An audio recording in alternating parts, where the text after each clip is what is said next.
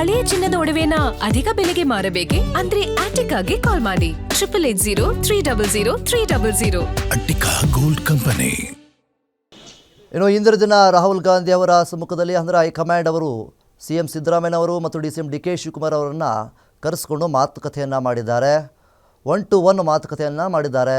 ಎಲ್ಲರ ಜೊತೆ ಮಾತನಾಡಿ ಒಂದಿಷ್ಟು ವಿಷಯಗಳನ್ನು ಪ್ರಸ್ತಾಪ ಮಾಡಿದ್ದಾರೆ. ಮುಖ್ಯವಾಗಿ ಪವರ್ ಶೇರಿಂಗ್ ವಿಚಾರದ ಬಗ್ಗೆ ಸಾಕಷ್ಟು ಚರ್ಚೆಯಾಗಿದೆ.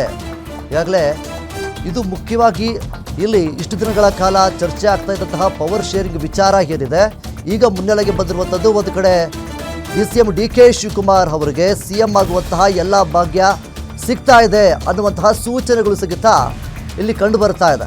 ಈಗಾಗಲೇ ವಿಧಾನಸೌಧದ ಎದುರು DKಶಿ ಪ್ರಮಾಣ ವಚನ ಸ್ವೀಕಾರ ಮಾಡ್ತಾರಾ?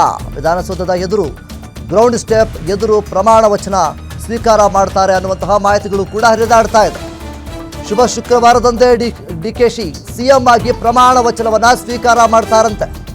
ಗುರುವಾರದೊಳಗೆ ರಾಜೀನಾಮೆ ನೀಡಲಿದ್ದಾರೆ CM ಸಿದ್ದರಾಮಯ್ಯನವರು. ಇದು ಗ್ಯಾರಂಟಿ ನ್ಯೂಸ್ನ ಸ್ಫೋಟಕವಾದಂತಹ ಸುದ್ದಿ. ರಾಜ್ಯ ರಾಜಕೀಯದಲ್ಲಿ ಮಹಾ ಬೆಳವಣಿಗೆ ನಡೀತಾ ಇದೆ. ಇಷ್ಟು ದಿನಗಳ ಏನು ಹೋರಾಟ ಅಂತಲೇ ಹೇಳ್ಬೋದು. ಒಂದು ಕಡೆ DCM DK ಶಿವಕುಮಾರ್ ಅವರ ಬಣಗಳು ಸಾಕಷ್ಟು ಬಾರಿ ಏನು ಹೈಕಮಾಂಡ್ನ ಭೇಟಿ ಮಾಡೋದಕ್ಕೆ ಪ್ರಯತ್ನವನ್ನು ಪಡ್ತಾರೆ, ಸಾಕಷ್ಟು ತಂತ್ರಗಳನ್ನು ರೂಪಿಸ್ತಾರೆ. DCM DK ಶಿವಕುಮಾರ್ ಅವರು CM ಆಗಲಿ ಅಂತೇಳಿ ಹಲವು ಪೂಜೆಗಳನ್ನು ಕೂಡ ಮಾಡ್ತಾರೆ. ಅದರ ಜೊತೆಗೆ DK ಶಿವಕುಮಾರ್ ಅವರು ಸಾಕಷ್ಟು ದೇವಾಲಯಗಳಿಗೆ ಸಹಿತ ಸುತ್ತಾಡ್ತಾರೆ. ಸೊ ಹೀಗಿರಬೇಕಾದ್ರೆ DCM DK ಶಿವಕುಮಾರ್ ಅವರು ಹೇಗಾದರೂ ಮಾಡಿ CM ಆಗಬೇಕು ಅನ್ನುವಂಥ ನಿಟ್ಟಲ್ಲಿ ಸಾಕಷ್ಟು ಪ್ರಯತ್ನವನ್ನು ಸಹಿತ ಮಾಡ್ತಾರೆ. ಈಗ CM ಆಗುವಂತಹ ಎಲ್ಲ ಸಾಧ್ಯತೆಗಳು ಕೂಡ ಕಂಡು ಬರ್ತಾ ಇದೆ.